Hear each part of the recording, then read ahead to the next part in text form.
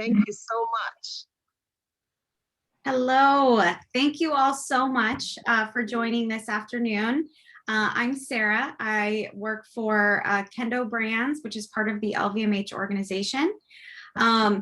This event, as Natalie mentioned, is co-hosted by Els VMH in partnership with Dress for Success. So Els VMH is a women's resource group made up of employees throughout the LVMH organization.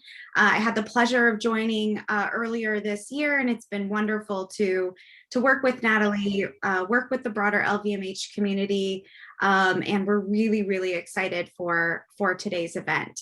As Natalie mentioned, we'll be talking today about self-care and self-love, and really reflecting on how important that is, not only for our mental well-being, but also from a professional perspective. So I'd like to take this opportunity to introduce two incredible women who I can't thank enough for participating in today's discussion and leading today's chat. So first we have Mia Talavera, who's the Global Director of Diversity, Inclusion, and Equity at Benefit Cosmetics. She's also a co-chair for the Els VMH community. So she joined Benefit and jumped right in to Els VMH. So we're very grateful for her. She's been doing D&I work for over 8 years, so a great resource for this conversation. And secondly, we have Melissa Potter, who's the Vice President of Social Impact at the MTV Entertainment Group. Melissa's been working in a variety of roles focused on social responsibility and impact and various D&I initiatives for many years. She's held a variety of leadership roles, including at organizations such as Think Big, Think You, the ACLU, and the NAACP Legal Defense Fund. So we are extremely grateful to Melissa and Mia both for their time. As Natalie mentioned, following the chat, we'll have a Q&A session. However, feel free to drop any questions or comments in the chat as they come up, and I'll be sure to share those with Mia and Melissa at the end of the chat. Thank you all again, and I will hand it over to Melissa and Mia. Thank you so much. Yeah, Mia, so happy to see you again. I know we've met briefly. I know. And, I'm excited, Melissa, that we can talk, because I think there's nothing more special than when you have, two women speaking to women and talking about, all good things around mental health and self-care. So I'm really excited to talk about, this topic with you. I feel like I'll kind of start, maybe I'll kind of lend a question to you and we can kind of go back and forth. But, the topic being self-care, self-love, I mean, these seem to be both new age, yet like terms that have been around for a while. And I know for me, especially being in this space, that sometimes they can be confusing. And I thought, maybe you could share with everyone, like, how would you define, self-love, self-care? Maybe like to start from there. Yeah, that's a great question. I think for me, it's something that I've had to prioritize in motherhood. My daughter is turning 2 next month, and recognizing that obviously I can't be as selfish as I may have been prior to joining this wonderful sisterhood of moms and dads. But really knowing that though there are going to be a ton of competing priorities, that none of them can be accomplished until I take care of myself. And for me, that looks like taking special care to do the things that bring me joy outside of the love and care and support that I give to my family. So I love reading. I love podcasts. I love massage dates with girlfriends at the spa, when I can grab that time. I love Taco Tuesday and margaritas. So all of those like really special things that still make me Melissa in the midst of all the other hats and masks that I may have to wear during the course of a day are really what I embrace as a way to give myself some love and, feel really good and confident in order to accomplish so much more. Yeah, what I hear you say, and I appreciate you even sharing like examples of like what you do. I think some of those that you shared, I'm like, yes, that sounds like me. I mean, mine's more like sleep and facials and eating well, but I think of, what I hear you say is like self-care for you, and how I like to think about it too is like this is encompassing all the things about how we show up to care for ourselves. And maybe that's physically, emotionally, mentally is a huge one for me. Maybe it's spiritually, but in terms of self-love, I see self-love a little different. Like I think self-care, again, the way we take care, but I see self-love being like showing kindness to yourself or to ourselves. And maybe more so like how we have a more loving relationship with ourselves. Do you see that kind of similarly, differently? I 100% agree. Just yesterday, I was speaking with someone about, in my era growing up in the entertainment business, there was this hustle culture and mentality that you had to, sleep is for suckers and you got to work, grind, work, grind. Mm-hmm. And I'm now unraveling the PTSD from those moments and from that mentality, where it's like, no, it was actually detrimental to me because it didn't give me enough time to think and sleep, as you said, all of these things that feed and care us to be able to turn up, to be our best selves, to do our best thinking, to be present in the best way with our colleagues on the work front. So I absolutely think love and care work hand in hand, but you can definitely differentiate between the two. Yeah, we should dive into that a little bit more, because I'm of the same mindset too. And when going back to self-care and self-love, and I want to share this with the women on the call, is that, in general, when you think about self-care, I like to think of it kind of like as a hierarchy. Like at the very foundation of it is like being able to tend to your basic needs. So for many of us, I know for me, it's like feeling safe, feeling secure, feeling fed. These could be things like having adequate sleep and food. But then I think, once you kind of covered off the basis of like taking care of yourself, I really see it as like moving on, where self-care could look like things such as creating healthy work-life balance boundaries, creating healthy relationship boundaries, how do you manage relationships? And I think that's like what you were speaking about, is like it goes more than just the sleep and the eating, but then how do you ensure that you're showing up for yourself? And I like to think too that the two kind of work together in tandem, and I'm happy for you to jump into this, but like self-care can get us to a place where we can ultimately reach like self-love. Self-love, if self-care is about like the action, I think of self-love as like the thoughts and how we view ourselves. And I know when I start to prioritize self-care and like taking part in things that make me feel like safe, psychologically safe, fed, all of these things, I eventually get to a place where I'm like, oh, I'm doing these things that make me feel like I deserve to have this like treatment and care. And one of the things that I didn't do it for the first 2 years of the pandemic, but I'm back into like, I get a facial every 6 months. It's something that I like to carve out time for myself. It's really important to me. It's part of my like skincare routine. Or another action is like trying to eat a balanced diet, because even though as much as I love cookies and other things, although I allow myself to have that, it's also like, how can I feed my body with nutritious food that make me feel good? But I'm saying all those things to say that like when we start having these routinely practice of self-care, I think it does lead us to get to a place where you can kind of like have self-love for yourself, if that makes sense. Totally. And I think part of the mentality that I now see shifting as people have more of a focus on their mental health needs is that care almost felt like a right, but love felt like a privilege. And I think we need to consider both as our rights, and that we have the right to demand that space and the opportunities to love on ourselves just as much as we need to eat, sleep, breathe, and practice spirituality throughout the course of the week. Absolutely.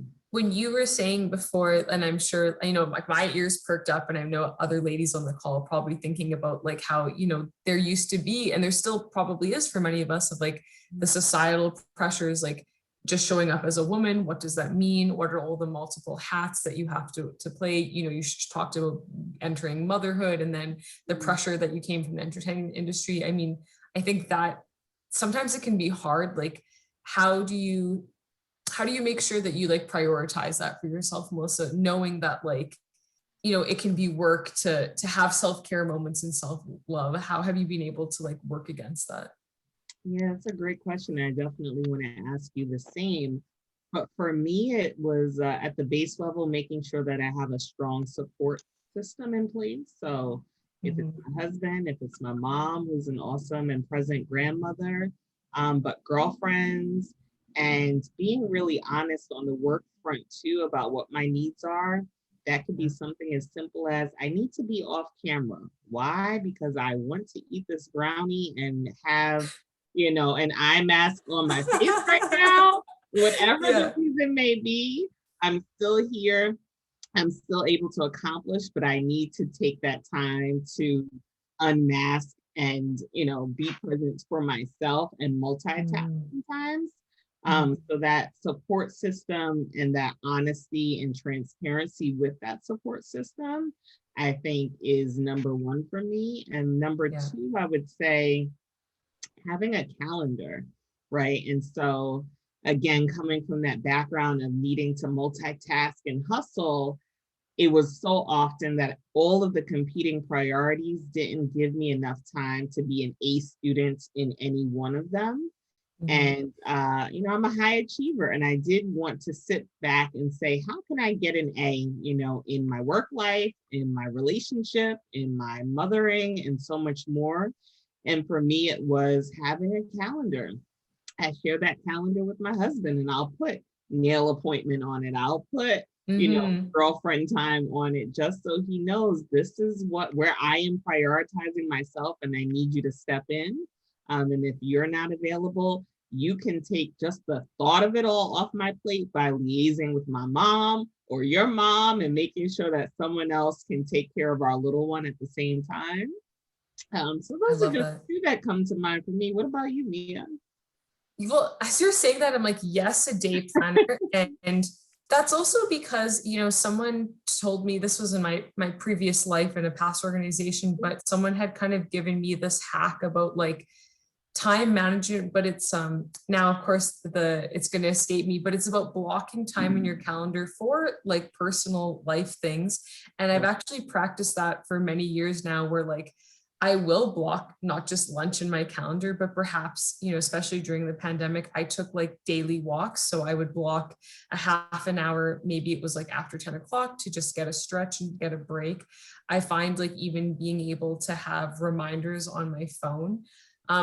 There is something, and, you know, going to answer your question is like, I try to create healthy boundaries with others in the workplace and in my personal life, but also with myself. So some of the kind of boundaries that I create is like, I try not to be someone who's on my phone at all hours of the day. Now, I know some of you are thinking like, well, that's, you know, it's just not possible. That's not like the world that we live in. But I think there's something to be said about having a break. And there is a lot of science and research that says that, you know, us being on electronics and our emails and our phone all day can have a negative impact to our mental health. So what I like to do is at a certain time of day, and usually it's like 6 o'clock, like I choose to turn off my phone, not maybe personal phone, but like email phone, right?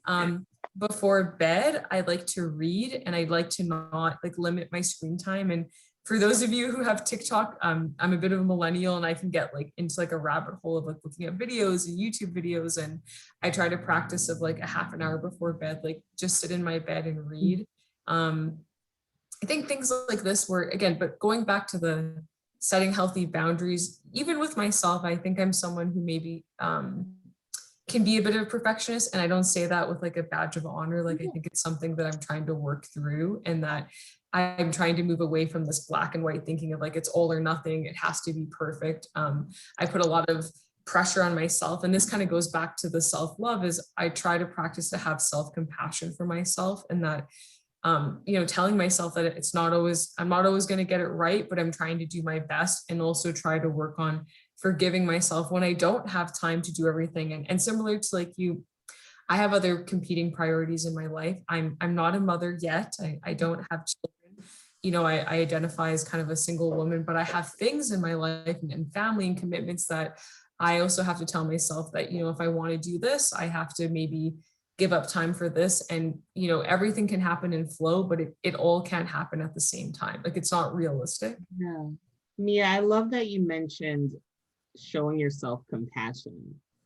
How do you do that? And what does it feel like in those moments where you say, actually, I need to give myself some grace right now?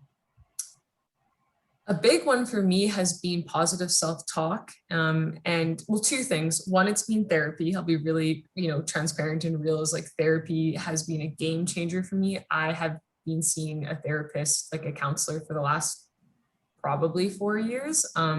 And it started with just, wanting to manage other stressors in my life. And now it's been like such a great place for me to learn actual like tools and mindful tools about how I can actually talk to myself positively. But the positive self-talk is sometimes I catch myself being hard, being like, if you could just do it all, or, even preparing for this call, okay, like make sure you've got all your notes and you've read and, you've had a good sleep and you look good and you've done your makeup. And then it's like, actually know, like, it's going to be okay. And one of the tips that I have and tips that I want to share, and I don't know if anyone practices it, but like positive affirmations.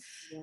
Love positive affirmations. And affirmations, for anyone who hasn't heard of this term, it's kind of like positive statements that you repeat to yourself that really help challenge kind of self-sabotage and negative thoughts that you may have. And I'm someone who definitely has struggled with like imposter syndrome, and I'm happy to talk more about that. But I think for me, the positive self-talk and positive affirmations, telling myself something as simple as like, like, you're doing a good job, Mia, or, I'm well. My favorite one, it's a long one, it's like a tongue twister, but I love to say that, like, there's always more waiting for me on the other side of fear. Like, don't be afraid to fail. Don't be afraid to take a new challenge. Don't be afraid to do something, because there's always going to be an abundance of something better and more joyful. But I say those things to myself often, more often, I think, than I probably admit to myself. And it really does make an impact about how I view myself. I love that. I'm not as creative as you to develop my own applications, but I'm so lucky that Beyonce exists, because I go in my shower and I sing to my heart's content, because I feel like her lyrics really encapsulate how I'm feeling or can be feeling in those moments. Yes. If it's about girls running the world, or, Survivor, and any of those things that I need to remind myself about how far I've gone and how much more I can achieve. Which, she's the queen, right? Like, she's not the queen bee for no reason. Like, she's the ultimate queen. That reminds me of, it's in kind of talking on the similar topic of self-care and looking up to other women, or having other women who you can resonate with. Melissa, like, how important is it for you? And I'm sure you have it, but like having that kind of like strong network and having, other women in your life that are supporting you in all aspects, like in your personal life, in your work life. I think we can't downplay of how important it has been to like lean on other women for support and for empowerment. Totally. We'll go back to imposter syndrome, but there was a time very early in my career, I started in the entertainment business as a 16-year-old. Wow. There were so few women in executive positions, but I really identified two. One was Mona Scott and the other was Sylvia Roan, both Black women, moms who were top of the top as entertainment executives. And I had the privilege of working for Mona Scott as her executive assistant when I was in my 20s. And really just getting to see how women who held the seats that I hope to have, 20 years later, were able to balance it all, and how they were able to also shut things down when they needed to. So for me, being an executive assistant, if I knew there was a big meeting coming up with, at the time it was 50 Cent and Missy Elliott and LL Cool J, but Mona had to go to her daughter's recital at School of Rock, she would tell me, let 50 and LL and Missy know that I won't be there. I have something really important to attend to.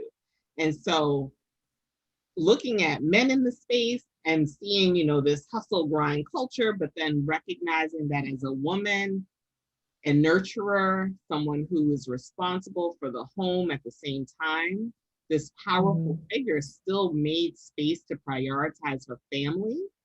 And Yes. that was something that I really aspired to when my time was to come.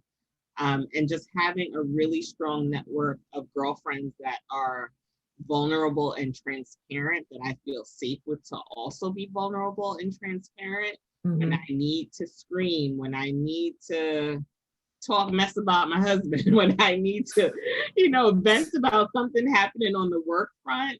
That network and that collective really gets me through. And I do the same for them.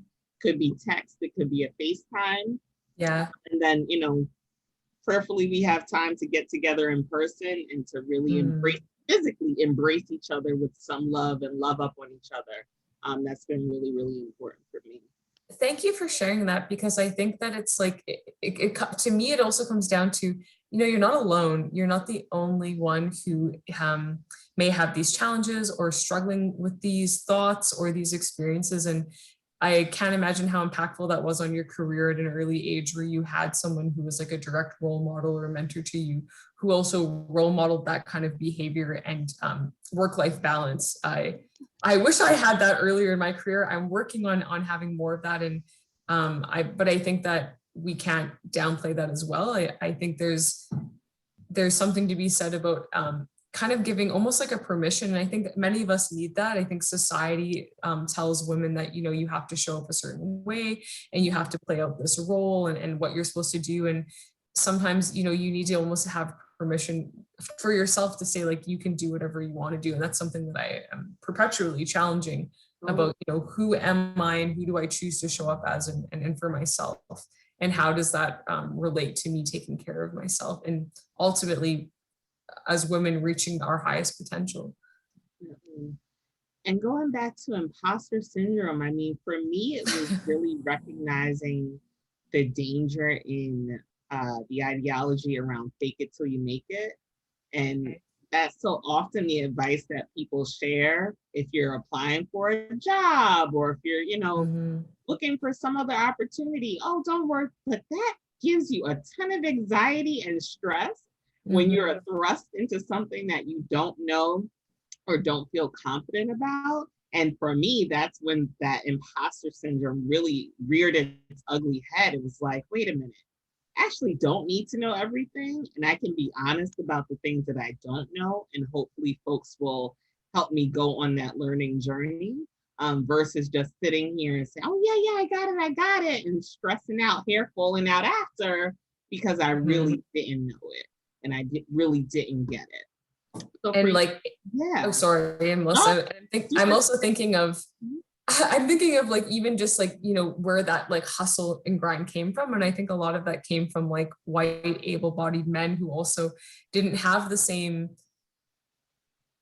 I don't know the best way to say it, but the same responsibilities and work share and having, having women feel like, okay, to be successful, I have to fit this kind of mold, but also knowing like it's not the same experience. So like that's something that I think women to this day are still fighting for and trying to overcome themselves. So true. So true. What tip would you give to someone starting out or even mid-career that's feeling that they can't quite be themselves in the workspace? What do you think that folks can do to really embrace being their authentic selves and to unmask so that they can be their most successful and present body in work environments?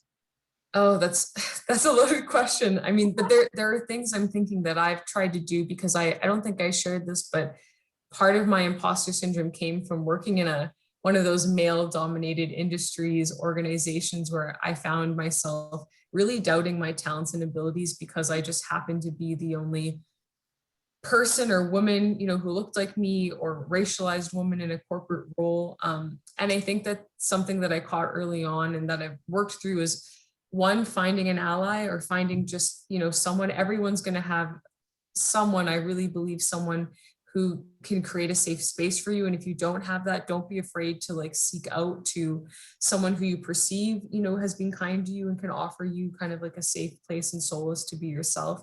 For me, you know, it was reaching out to someone in a women's network similar to this. I was involved in a women's ERG, and, you know, going to that person and really trying to not be afraid to admit that, you know, this is something I'm experiencing, or can I offer advice, but really making those connections. And I didn't necessarily have that with my direct leader or the vice president of the company or the next leader, but I did have someone, and I was fortunate enough to have someone who ended up being, you know, a colleague and a friend that I could talk to. But I think the bigger message of that is like, that helps validate what you're feeling. I think many of us, and women are often told too as well, that, you know, it's all in your head, or women are crazy, or you're emotional, or, you know, just get it together, get your shit together.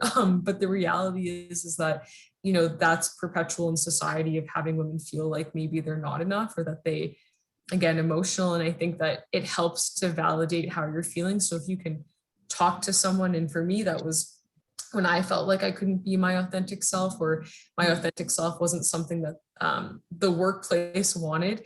It was great to speak to someone else and hear that I wasn't the only person that felt that way.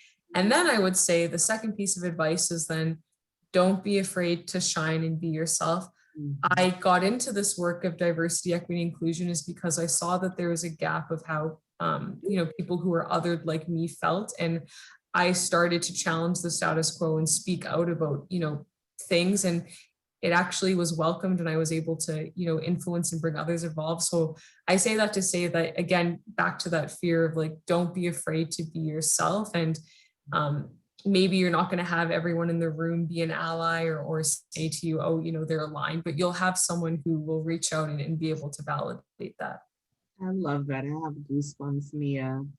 Oh, I do. You know, for me, it's such a deliberate choice for my younger in their career direct reports who are women of color, that see me wearing my hair natural now, that see me unafraid to wear long braids down to my butt, you know, and to really physically show up in the room in the way that I am most comfortable. Because for years it was the ideology that you had to have a long straight weave, or, you know, the acceptable look for corporate America. And now I challenge them to shake it up. Like, as time goes on, we really need to change what folks think corporate America acceptance is. And it really is you being unafraid to show up even physically as the person that you are, because that's just one more layer that you can eliminate from self-doubt to allow you to shine as your most like strategic and smart and brilliant person that you really are in these work environments. I'm sure too, Melissa, you've done, because I'm thinking, you know, we've probably worked in like not the same industry, but similar work environments where it's like, there definitely was like an unwritten rule about how you had to show up as a woman, what you need to do. And I think, have you, you know, challenged that in other ways? I know for me, it's like, you know, taking holidays, like something as simple. And I know that seems like very simple, but it's like, I do take holidays, and I do take a mental health day if I need it and I'm feeling overwhelmed, or, you know, it's as my sister's graduation or something important comes, like I make time. And I think we have to think of it as like, even though we may be the first one who's doing it, you're setting kind of the groundwork for others to see like, hey, that's okay. And I'm sure most of you've done the same in your career. Yeah, you know, for me, it's sometimes I'm deliberate in not telling folks why I need to take a day off, because I want to set the example that doctor's appointment, whatever, you don't have to have an excuse for the time that is yours. So please just, I'm out tomorrow, cool. See you when you get back.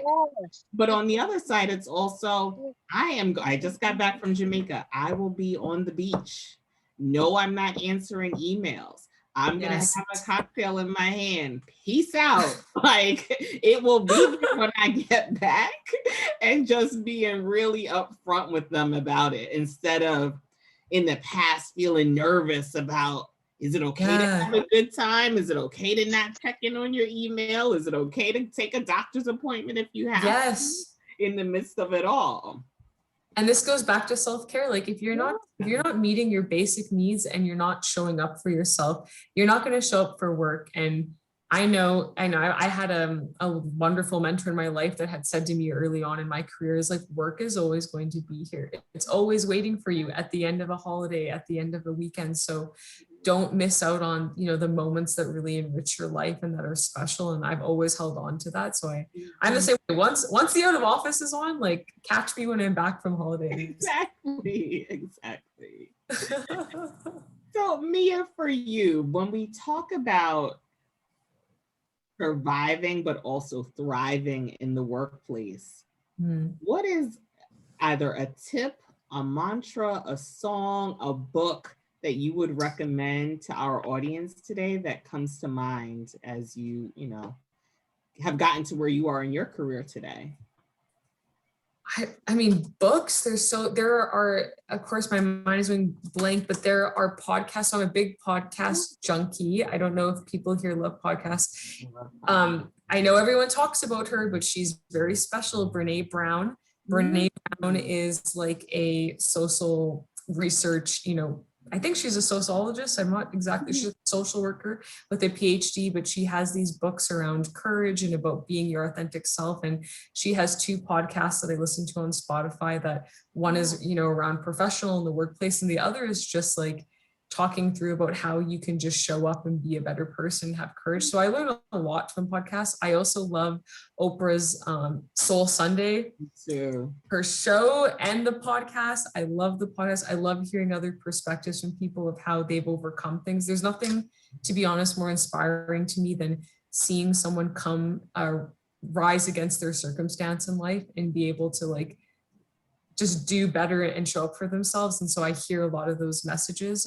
But yeah, books and podcasts for sure. And being connected to people in my network. So for many of you who are on the call, I mean, please connect with me and Melissa. I have a lot of women reach out to me on LinkedIn and, want to have a coffee chat. I'm so open to that because it's also a learning experience for me as well. Totally. What about you, Melissa? What are your kind of go-tos? What are some? Yeah, I love podcasts, but I also love reading too. A book that I recommend is a memoir by Jennifer Lewis, most recently known as the mom on Blackish, the grandmother actually. Okay. She has a memoir called The Mother of Black Hollywood, and she actually talks about her bipolar disorder and how instead of it inhibiting her or prohibiting her from being successful, she actually used the tools through therapy and transparency about her disorder to be so successful today.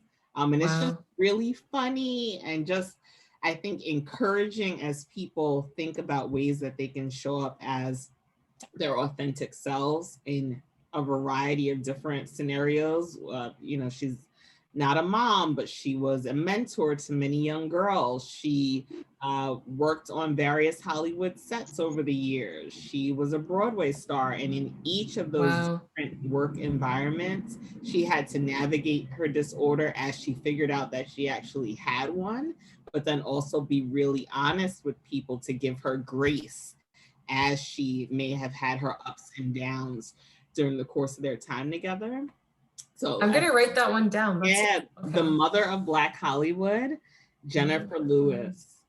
And that's a memoir. And I love autobiographies because I just like seeing how people have come out, in most cases, stronger on the other side of the life's challenges that they've had.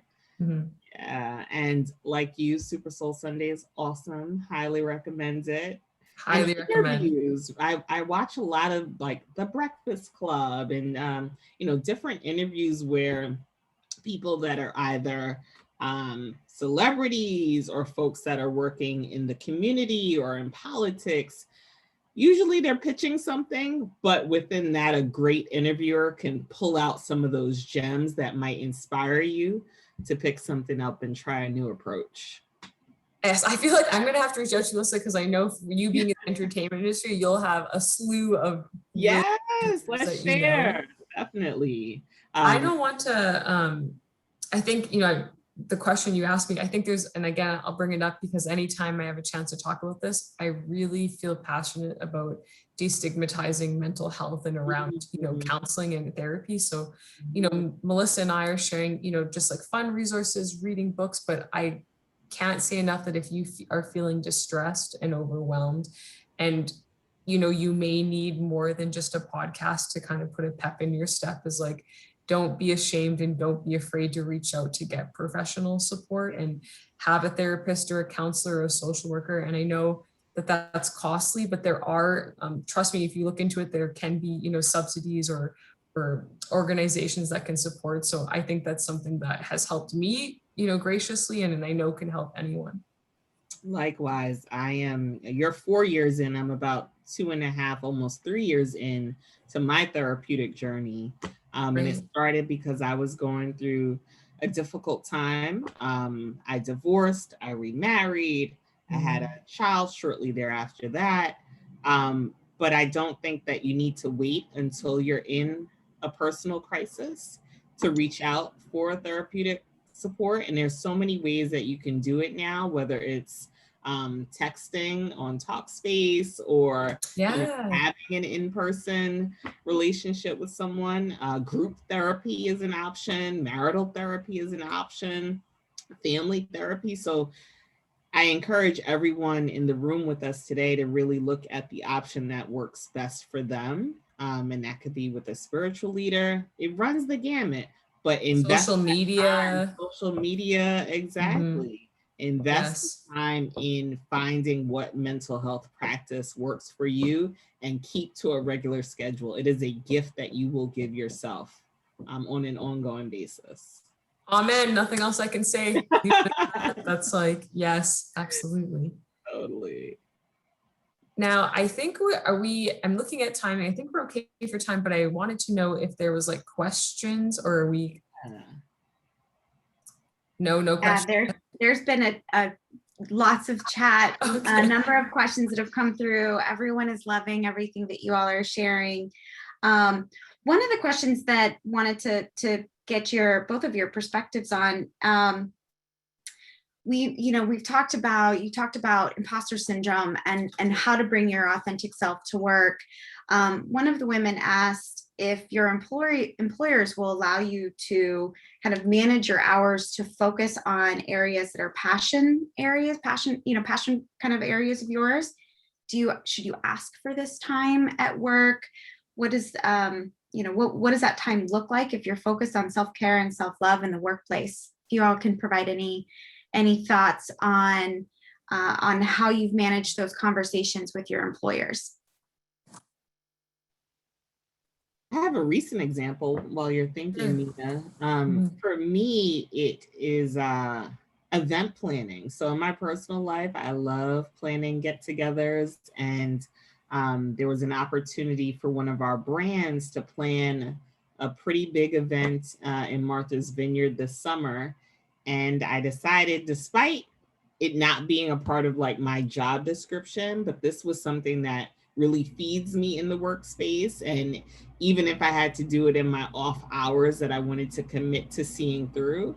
And so I volunteered, and I said, it won't get in the way of my priorities, but it is something that is a passion for me and is going to allow me to put us in rooms and conversations that we haven't yet entered, which is going to turn around and affect the other work that I have to do and the other priorities that I have. So it really is a holistic approach to being able to showcase some of the talents and the interests that you have that may be outside of your day-to-day deliverables, but always ends up doing the company good at the end of the day. And I have nothing but great examples to show for that.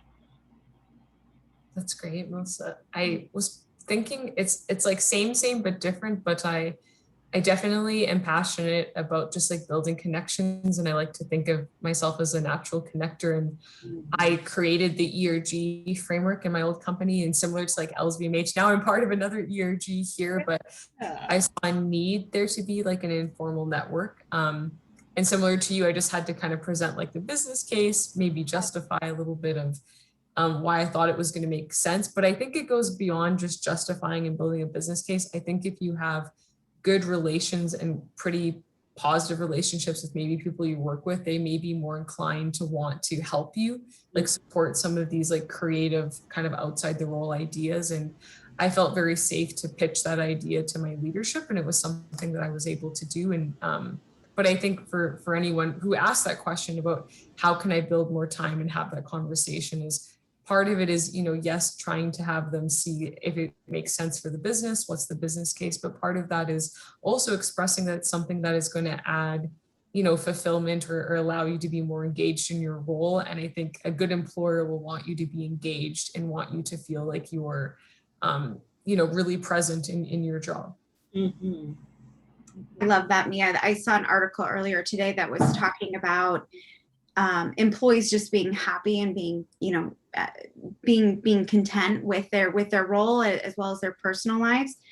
Like, yes, there's been lots of studies about how it's improved productivity and improves employee morale. But this particular article was saying, regardless, we should make sure our employees are happy. Yeah, that's number one. Like, great. Yeah. Beyond the business results. Yes. Yeah, just a great one. Another just going back to the calendaring, because that was a lot of people, that was a big aha moment, was really setting aside those chunks of time for yourself. Katrina shared with us that she color codes her calendar. So I wanted to highlight that. So she has purple is her color for her own self-love time. And if she doesn't see enough purple, she knows that something's off balance, which I thought was a great tip. Wanted to share with the group. Is there, with the calendaring that you all do you have a calendar just for yourself, or do you have shared calendars with your family, with your kind of primary support system? Any other thoughts on the calendar perspective? Maybe Melissa, I'll let you take this one because I think you've got the shared family one with your husband. Yeah. I'll just kind of add to say that I do also color code my calendar, and for things that are like time off, I share that calendar with my manager, and I have it so that she knows, also so there's overlap, but so she knows like, hey, this is like giving you notice, I'm going to be taking a couple of days off, and it's always worked for me. I love that, Mia. And really the purple and not seeing enough and knowing that you need more time. Like if we had a pie chart, I would imagine you're right percentile wise that enough time is devoted to self-care could be super useful. But I do share my calendar with my primary support system. And I even have a calendar with my girlfriends where we put, happy hour or a holiday get together on it, just because everyone is so busy, and to accomplish everything, you kind of just have to pre-plan. So that's where that calendar really comes in handy. I love that. That's great. Gail mentioned in the chat that her generation learned that self-care and self-love was kind of a negative, and they felt that it was selfish, and so it kind of comes with some more negative connotations. What do you recommend to Gail and other women who, to make this change and not feel so guilty about prioritizing self-care and self-love? Mia, go ahead. It's just like we both probably could speak to this. I mean, I want to validate that that's been your learned experience. I think there is a misconception. And I know as someone who identifies as a millennial, I also get a bad rep of, the younger generation is like, they're so self-obsessed, it's so boastful. You're really seeing self-love as being like, you think you're, all self-important, and really it makes it seem like you may have like this overly inflated opinion of yourself. But I like to think about challenging that concept of that actually, when we show up for ourselves and we're, yes, putting other, needs, maybe you're a mother, maybe you're a caretaker, you're a friend, you're a sister, but if we don't show up for ourselves and tend to our own needs, how well can you show up for others? And that's really the place that I come from. So if I don't choose to get 8 hours of sleep and I eat a bunch of junk food and have a stomach ache, and I don't go to the gym or go for my daily walks, am I going to be able to be the best daughter, to my mom, the best sister, the best friend, when I really can't, create create that moment of kindness for myself. And also like going back to self-love, you know, if you have a negative impact or a negative opinion of yourself and you don't love yourself, and I know that that's something that all of us challenge with and have to work on, is not even loving ourselves, liking ourselves, you know, that's going to seep into other relationships as it does. So if you don't feel good about who you are, what you're doing, that's only going to have, you know, a trickle effect about how good do you feel about others and other things that you're doing. So I think that the self-care and self-love piece is paramount. And it's just about telling yourself that like, it's okay, and going back to self-compassion, like speak kindly to yourself. And if you're having a day where you feel like, you know, you're not deserving, or, you know, this is something that people think are silly, I challenge you to sit with that feeling, but then try to practice what it feels like when you talk to yourself like you would a friend, and say like, you know, it's okay, and you know, you're going to be there for you. I would also say, and this may be morbid, but for me, it's what do you want on your tombstone? It's not going to be Melissa had a six-pack and was able to multitask. No, it's going to be I was a caring person. I was a nurturing person. I was someone who was empathetic, sympathetic, high achiever. And so just write out a list of those qualities that you believe that you have, because none of us knows when our days are numbered that you would want to be represented. And if you're not seeing enough of those good things written down, maybe you need to invest some time in figuring out how to find those things and how to develop them and bring them out in yourself. Because at the end of the day, that's really all we have is our character, our presence with our family and loved ones. And everything else is just to fill the gaps as time goes on.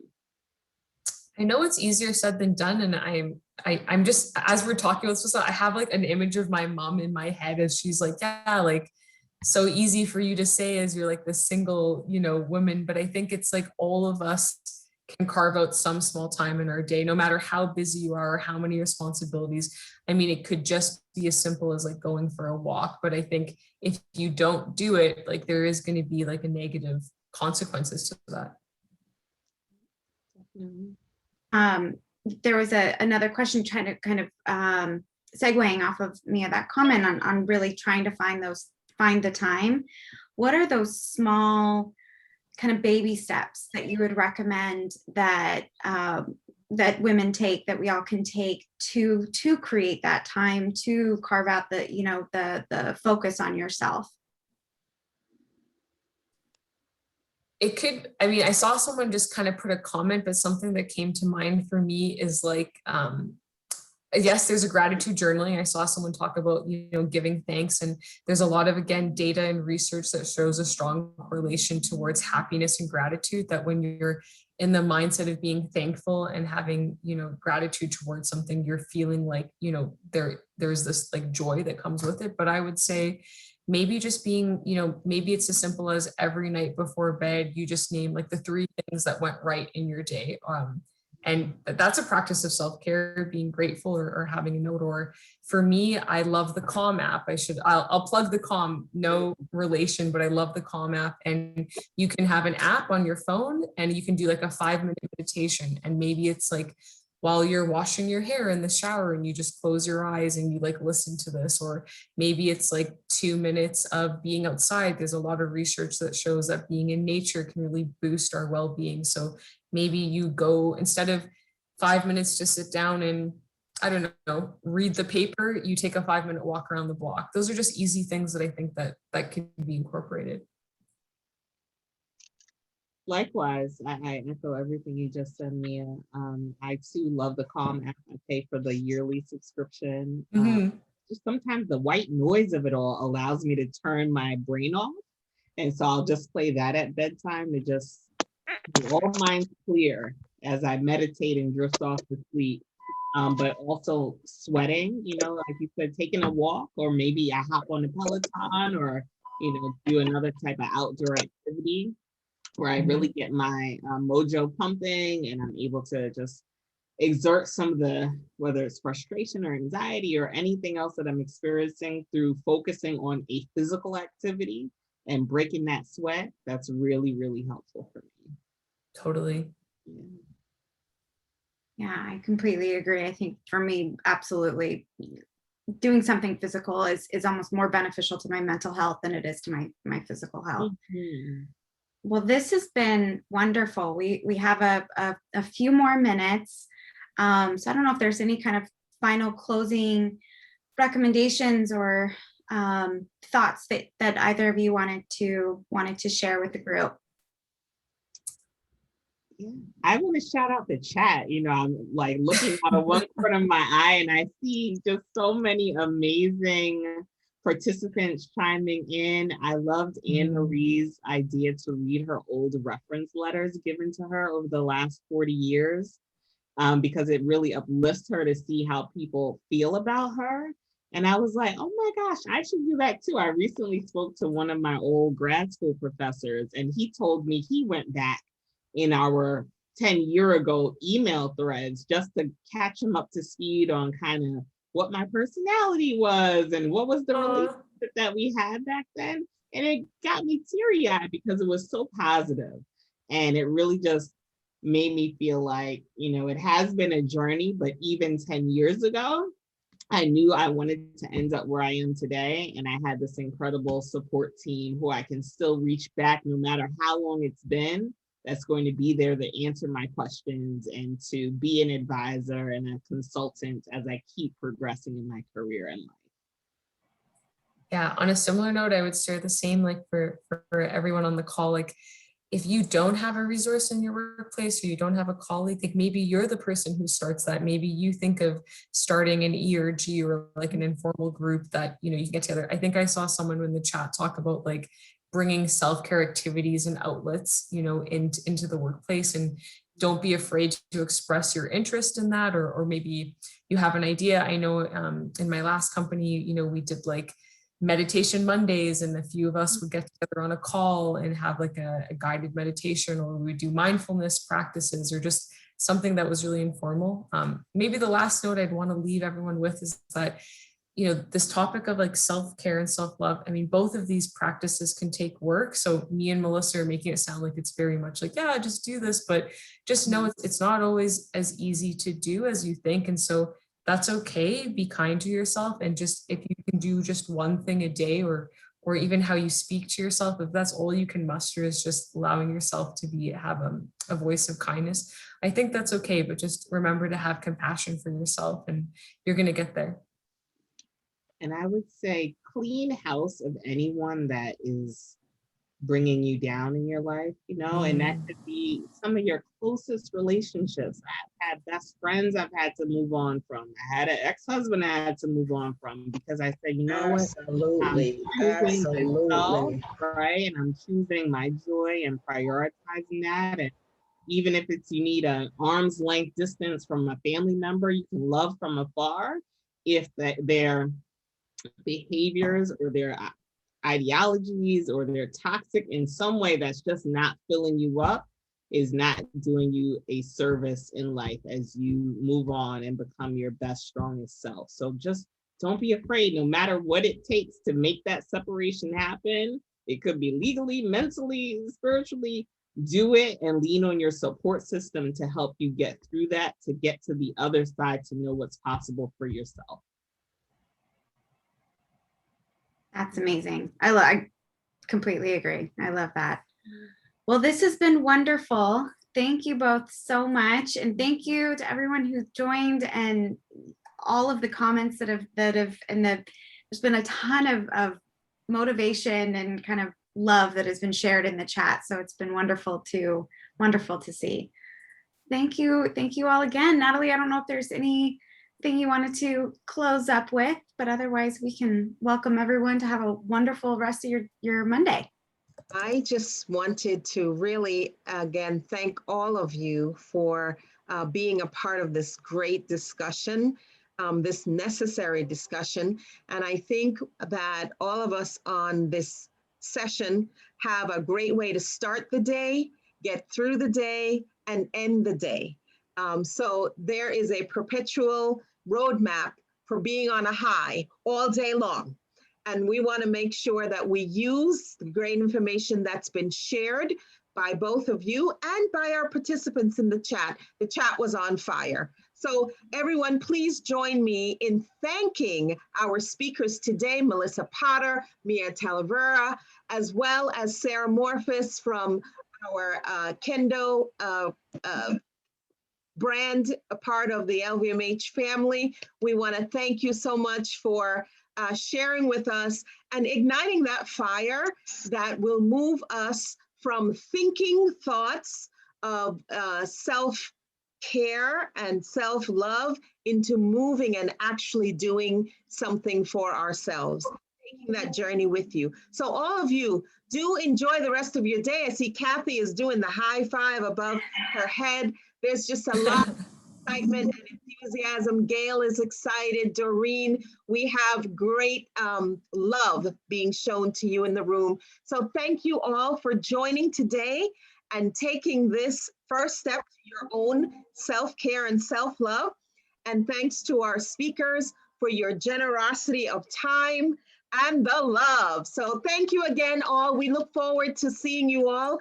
A recording of this will be in our Dress for Success online community. So all have a great day. Thank you again for joining. Thank you. Our pleasure to have you here today.